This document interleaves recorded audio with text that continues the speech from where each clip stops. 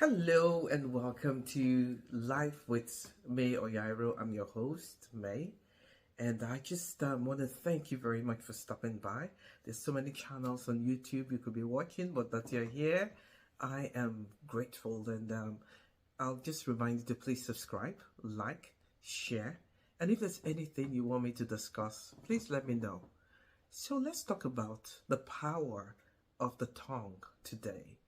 You see this tongue that is the smallest organ in the mouth? Do you know it can make or break? It can build or destroy. It can bless or curse. It has if or attached to it. So how we use our tongue matters. It can either mold or it can destroy completely. I say this based on my experience. I've had to deal with repercussion from what I use my tongue to decree unknowingly and in ignorance. But hey, like they say, ignorance is not an excuse.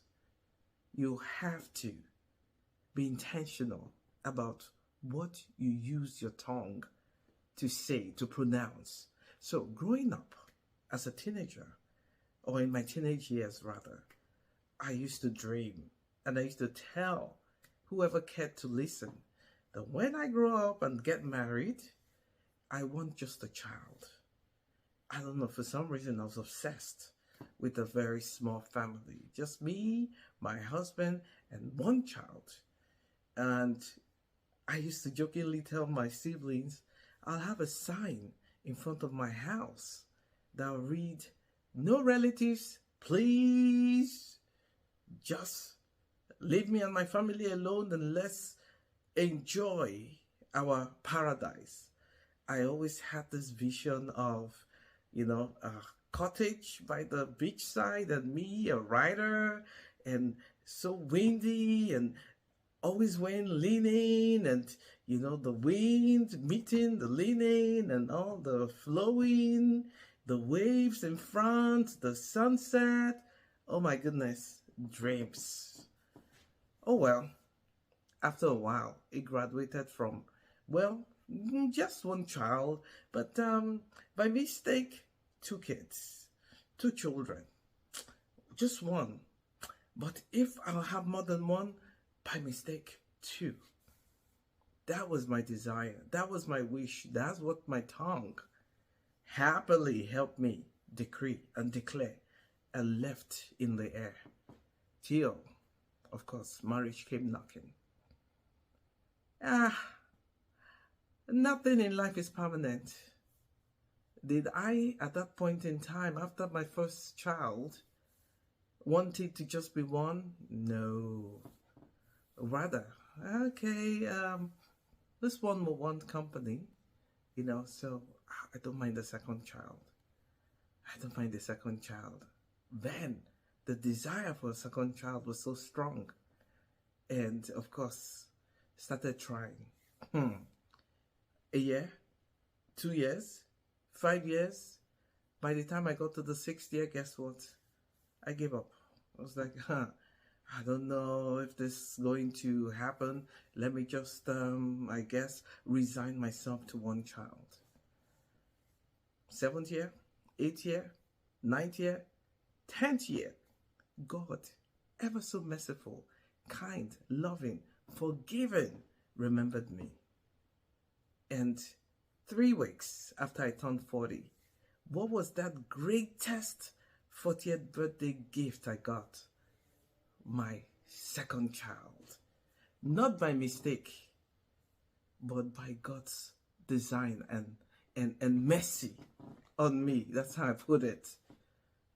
So, I was fortunate in as much as my tongue, helped me put out there. I wanted just one child. But God, in His infinite mercy, blessed me with a second child. So let me ask you, what are you using your tongue to decree or declare? Are you building yourself, your esteem? Are you building things around you with your tongue? Or are you using your tongue to destroy? Because you see this tongue, it can set something that has been built for decades. It can destroy it in a split second. Yes, the tongue. Friendship or friendships that evolved from teenage years, not even teenage years, kindergarten years, up into adulthood sometimes have dissolved in a split second because of what? The tongue. So how are you using your tongue?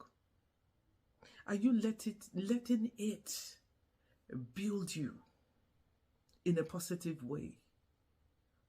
Are you using your tongue to confess to yourself, I am beautiful. I have what it takes. I am blessed. I am highly favored. I am selected. I'm preferred. I'm sought after. I can do it. And all that.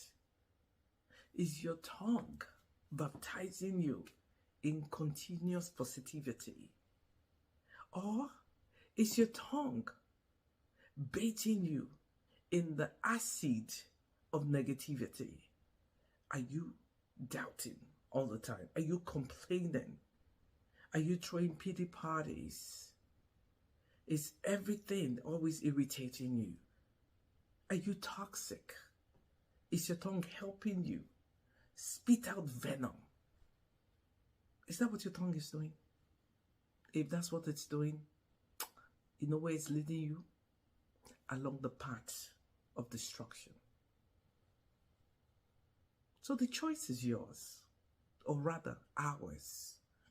How we plan to use our tongue. There's always a second chance in case we've been using the tongue in a negative way. It's time to switch it around and use your tongue to edify, to build, to nurture, to grow.